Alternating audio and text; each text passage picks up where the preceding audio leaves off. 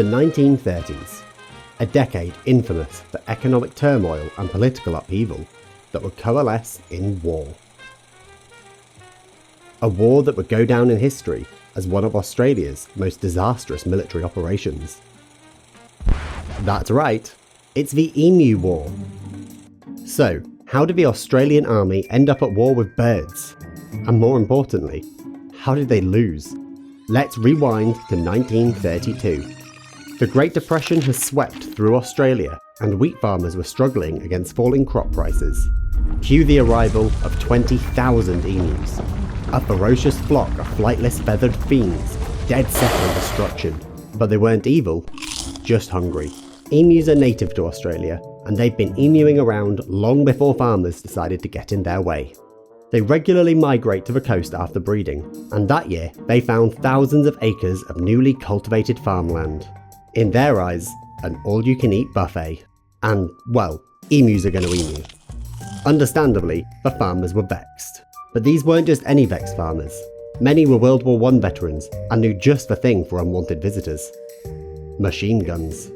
They turned to Defence Minister Sir George Pearce, who, shockingly, didn't hand over weapons to angry civilians.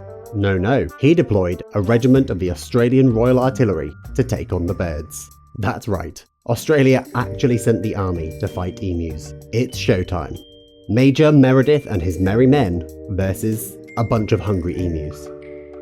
The war lasted 1 month and was, without mincing words, a bin fire. The emus were too fast, too scattered, and apparently built like tanks. They outrun trucks, shrugged off bullets, and even used lookouts to warn their flocks of danger. Machine guns jammed, ambushes failed, chaos reigned. Over the course of the month-long campaign, the army had used over 10,000 rounds of ammo, and managed to kill only 986 confirmed emus, with a few thousand more likely injured. The campaign ended in embarrassment. Farms were still overrun, thousands of emus have been slaughtered, and the government faced international ridicule. War, as they say, has no victors. Eventually, a bounty system proved far more effective than military intervention, but the emu's real victory came in 1999 when they were officially protected under Australian environmental law. The Emu War remains one of history's most bizarre conflicts, a reminder that sometimes, no matter how big your guns are, you just shouldn't mess with giant birds.